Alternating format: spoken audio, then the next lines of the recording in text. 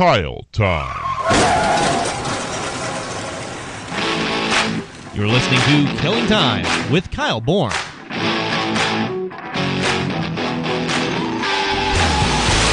Here we go, another edition of Killing Time with Kyle Born with a bit of a twist. You see, normally I'd be picking up the phone at this time to give my partner in crime, Kyle Born, a call. Instead, Kyle Born in the building. Hey there, Jeff. I'm talking over the cell phone. No, wait, I am actually here in person. Yay! We're in the same room. I am literally touching Jeff Johnson right now, which has me very aroused. Inappropriate. But yes, a new twist for Killing Time with Kyle Born, and we've got a great topic to start things off with here. So, Kyle, let's talk a little bit about cash grabs. Yes, I just picked up Gears of War Judgment, and so far it's a great game anyhow. I gotta say, it's a lot of fun. We've already been playing it some tonight, and it's very enjoyable. But something I've come across here already, or even before the game was released, which almost made me not want to get the game to begin with, was that you can pay a fee beforehand to get double the experience points when you're playing online, which I thought, what? Because you're just awarding people who have a bunch of disposable income and don't know how to spend money. They're going to advance a lot further in the game rather than someone who's, dedicated to the game and just playing for enjoyment of the game. Yeah, so seeing something like that happen, where you're actually paying money so that you can get more experience in this game. And the funny thing about it is, we don't even know what the experience does! Yeah, this is a relatively new game, but I mean, it shouldn't be confusing as to what I'm supposed to use these experience points on. Most games, it's pretty simple. You go into your menu, or you've got your guy and your customer. You're like, oh, I'm going to give him some more power or healing ability or better weapon or something. I still don't know what the heck the point of experience is. I'm so confused. Yeah, really, Mass Effect 3, big example here where experience points actually matter. You could play it, you could upgrade your character, get new abilities for them that actually mean something in the multiplayer experience. Here, what does it do? I don't know. I'm still trying to figure that one out. And then another thing I came across, when you can customize your character a bit and some of the weapons, which again, good ideas. However, if you want to get a tiger print uniform for your guy to wear, which I have no idea why you would want that, it costs $4, like $4 actual real dollars that are coming out of your pocket or off of your MasterCard.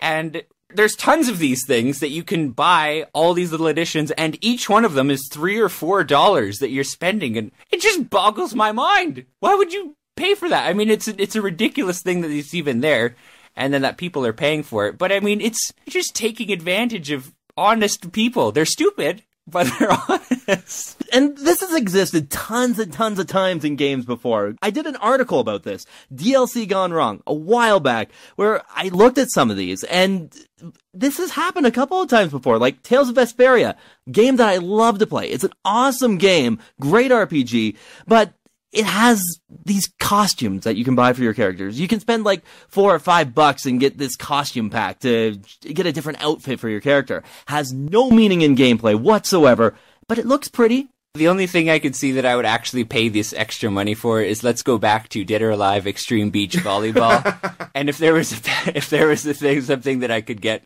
maybe $5 max, that I could get all the characters naked, then I might have to do that one. The lechery, awesome. That's how it's gonna work. But, there's another one that's really stupid. Like, the whole idea of paying for double experience. Back to the Tales of Vesperia game here. This is a game where, again, you can pay extra money, your hard-earned money, and you can get level boosts for your characters. I thought that was the point of an RPG. Yeah, you're supposed to be able to level them up as you go along the game and progress, and that's the reward for playing, and it just, feeds that. Because when you find out about that kind of stuff, it almost makes you feel like what you're doing isn't even worth it, because, well, I could be getting 2 or 3 times the amount that I'm getting right now. Somebody else is getting further at this than me, and they're spending the same amount of time. So you feel like you're getting ripped off. You already have to pay $60 for the game. You got to buy the system. Have the game and everything in the package complete. No day of sale DLC that you can add on to it or anything. I mean, it should come complete. And I know people get choked delays quite a lot. And sure, delays are frustrating. But if it takes 3 or 4 or 5 extra months to make sure all the bugs are worked out and all the actual content is supposed to be in the game, do it. Do whatever's necessary. You missed the Christmas window. Too bad. I'm fine with it. I'll still pick it up. It'll be a good game. But don't try to hose me out of all this money and give me something that needs a patch or something to fix up. Like, come on. And I'm glad you brought up Day 1 DLC, because the biggest culprit of them all, Capcom, comes to mind, where you got games like Marvel vs. Capcom, where right off the bat, it's like, oh, we got characters that are unlockable. They're on the disc. They're there. But you need to pay the money to actually play as them. What the hell is that? Yeah, I think it has to come to the consumer. Pretty much we have to smarten up. And I actually thinking to make a statement by not buying Gears of War Judgment, because I have the other 3, and I enjoy all of them. But again, it's kind of like, well, it's almost the same thing all over again. It's enjoyable, but, you know, the controls and everything, you're paying for the same game you already own, almost. But when I heard about you having to pay 2 times, or to pay to get 2 times the experience and that kind of thing, you know, I'm just thinking we've got to start doing something as consumers, because otherwise they're going to just walk all over us, the developers, which they are doing now. Mm-hmm. And especially when you see, I mean, I know cell phones and iPhones and these things are very expensive, but when you do have it then, and like you can get something like Angry Birds, which is a very, very fun game. Very addicting, too. Yeah, and it's wonderful. And my wife has it, and I take it from her all the time. And like, where's my phone? Oh, I'm on it. I'm flinging birds. and it's a great game, and it's $1. And so you sit down, and last year alone, I think I played 3 or 4 games, and you know, what is that? My math indicates. Like $4? No, I mean, I'm talking about actual $60 video games here. Anyhow, like a couple $100 anyways that I spent on games that were just crap. And that's like $200 or $300. They were just nothing. Whereas here's a $1 game that's super fun and addictive, and I can keep playing. And so, I mean, now that you can't even rent games with Blockbuster being done and everything else too, it's like you've got to really gamble when you purchase a game. And then to add insult to injury, you're like, well, this is kind of a crappy game. And the developer's also like, oh yeah, pay $5 more for some more content too. You're like, you son of a bitch. No. Hell no. What is the even point? So my train of thought on this one, you gotta send a message sometimes. And we saw a message that was sent through EA when the CEO of the company stepped down because of the fact of how shitty SimCity was and how everything just went to crap when they released that game. This is something that gamers should be doing more often, getting the message across that you need to make the games the way they need to be. You need to go to your audience and give us what we want. And that's one really great thing about the internet. Everybody can bitch and moan about it like we're doing now. Yes.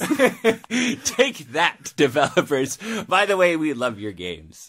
Yes, please keep making them. Please. Well, certain ones we love. Other ones, the ones we're talking about now. Yeah. Not quite as much. Yeah, no more Resident Evil 6. I like the game. I still like it. Yeah. I know everybody's so angry at the game. It's still fun. Yeah. Ah, come on, Jeff. We should play it now. Sounds good. Okay. All right, I convinced him just like that. Okay, so, you know what?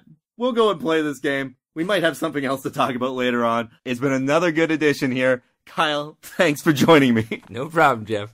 Thanks for coming over in the Lego room, by the way. Yes, Lego throne room, pretty much. This is awesome. Ninja Turtles Lego and Star Wars Lego. This couldn't be a geekier segment. If both of us weren't married, we just have to have a big thing on the wall that says Virgin Alert, you know? Yeah.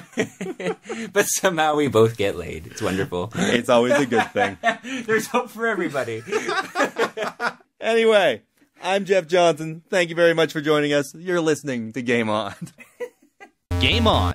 Don't worry, we have all the codes. 1111. Access denied. 1112. Access denied. 1113. Access denied. 1114. Access denied. You're listening to Game On GameOnTrain.com. This door is a bitch.